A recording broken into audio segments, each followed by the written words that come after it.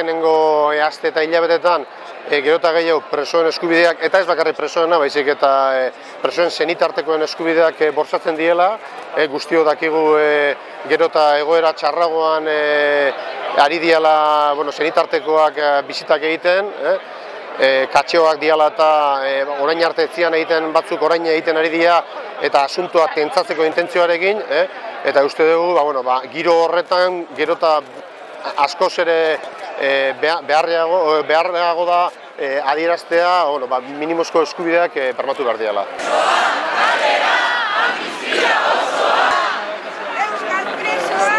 Kalean egon behar gara urraketa hauek salatzeko, hainbat aldiz alternatiba eta ezkertiarrok garen pertsonak egon gara beste urraketa batzuen aurrean, eta kasu honetan presoei eskubideekiko ematen dien urraketen aurrean kritika zorrotza egiten du alternatibak beste urraketa batzuen aurrean egin duen moduan.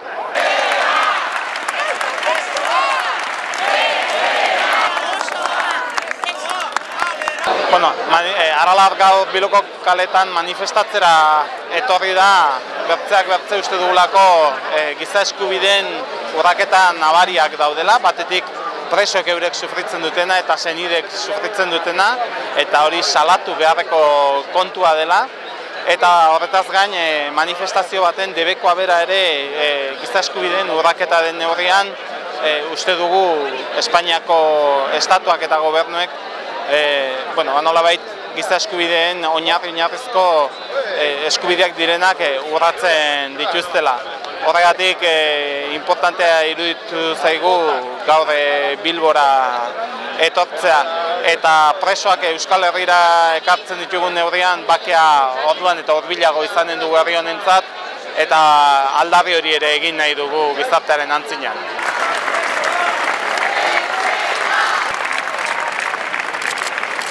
Abertzalen batasuna hemen dago, urtero bezala hemen egotea zor zaiolako Euskal Herriari, presoari eta gizarteari. Eta nahi nukena gaur azpimarratu da, dignidad de justizia horiek aipatzen dute izen horiekin manifa hau galarazi behar dela, eta nik hori da gaur egun nahi dutena hemen galdetu. Duintasuna eta justizia. Hori da Euskal Herriari zor zaiona, presoei eta mundu osoari.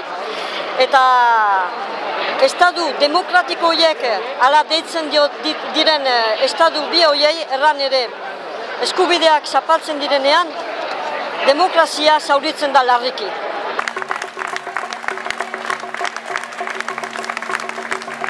Lehenita bat zoriondu behar ditugu alderdi politikoak, estatuak bota duen erronkaren tamainako erantzuna izan delako, estatuak hor dago bat bota dio Euskal Herriari, eta alderdi politiko batzuk erantzun egin diogu beste hor dago batekin. Esan behar dugu, preso politikoak Euskal Herri honen parte dira, eta preso politikoen eskubideak defenditzea Euskal Herria defenditzeko modu bada. Uste dugu Ezker Abertzaleak zabaldu duen prozesu honetan partaide izan behar dira preso politikoak, ezin dira inundik inora baztertu, eta beraz, prozesu demokratiko bat irekitzeko, eragile oso importanti dira preso politikoak.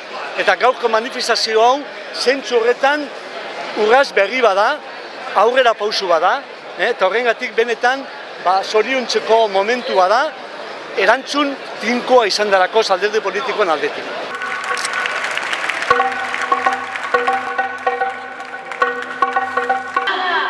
Ikusgarria da, gaur Bilboko karriketan bizi izan duguna. Milaka eta milaka lagun euskal preso politikoen eskubideen defentsa. Bada beraz, hormak, barroteak, zerraiak eta zaziak gaindituko dituen txalo txaparada bat emateko unea.